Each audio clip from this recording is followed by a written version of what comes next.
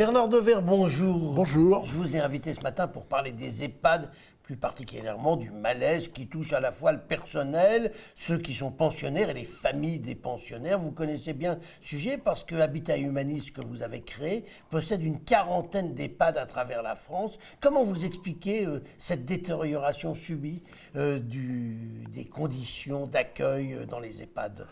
Alors la détérioration, elle n'est pas subite, c'est au fil du temps que les choses se dégradent. Et pourquoi ça dégrade ? Ça dégrade parce qu'en fait, ces établissements accueillent de plus en plus des personnes très âgées et avec des pathologies qui sont en fait des pathologies parfois lourdes. De sorte qu'on pourrait dire que les EHPAD un peu s'hospitalisent. Mais alors, s'il y a véritablement un problème au niveau des pathologies, ça veut dire qu'il faudrait qu'il y ait davantage de soignants. Or, en fait, le chiffre, aujourd'hui, c'est un demi-soignant, en fait, par lit, par patient, par résident. Et donc, en fait, il y a une insuffisance de personnel. Est-ce que les 35 heures qu'on a appliquées à toute la fonction publique, et notamment aux hôpitaux, aux maisons de retraite, n'est pas à l'origine de ce souci ? Alors on dit qu'il y a un malaise pour les hôpitaux, il y a aussi en fait un malaise en fait pour les établissements médico-sociaux. Quand on rentre dans une EHPAD, c'est qu'on est en fin de vie aujourd'hui. On choisit rarement d'y aller et puis on n'en sort quasiment jamais. Alors je trouve que oui, votre observation est assez juste, parce qu'en fait, autrefois, en fait, des gens, parce qu'il y avait le veuvage, en fait, notamment des femmes, ils disaient, bon, je suis seul, mes enfants maintenant ont fait leur vie. Donc je vais rentrer en maison de retraite. Mais aujourd'hui, on ne rentre pas dans une maison de retraite. En fait, on rentre et on ne décide pas véritablement de rentrer. Souvent, en fait, finalement, il y a cette fameuse expression, en fait, faire rentrer en établissement, parce que la personne ne peut plus vivre à domicile. Sa santé ne lui permet pas, la dépendance ne lui permet pas de rester à domicile. L'âge moyen, sur nos presque 3000 lits, l'âge moyen d'entrée dans nos maisons, c'est plus de 90 ans.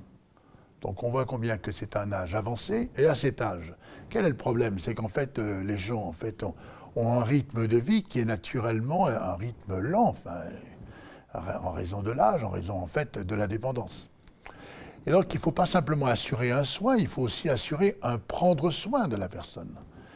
Et comme le personnel soignant n'a pas le temps, en fait, il faut un quart d'heure pour la toilette, etc., la personne se dit, mais finalement, mais je vais rester seul.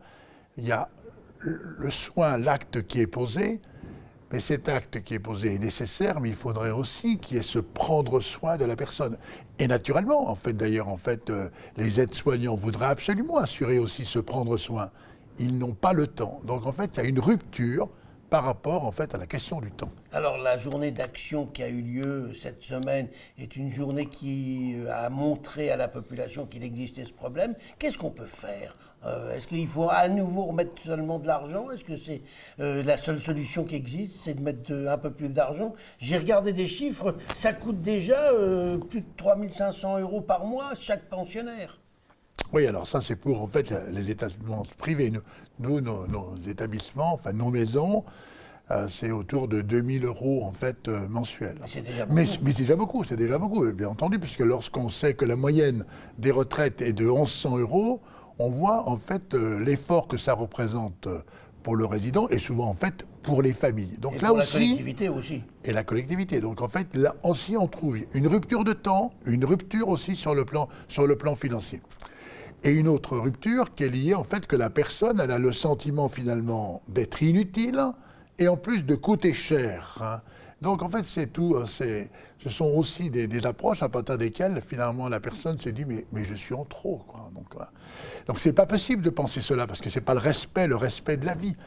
Et en fait, on doit par rapport en fait à ces personnes une attention plus forte que celle qu'on accorde. C'est pour ça que vous avez parlé du Petit Prince, le lien qui existe entre les uns et les autres. Eh bien, je crois qu'en fait, aujourd'hui, il faudrait que notre société puisse en fait apprivoiser en fait le problème de la personne âgée, en fait, du temps de la personne âgée, et de la fin de vie. Et apprivoiser, dit le Petit Prince, dit le renard, c'est en fait créer des liens.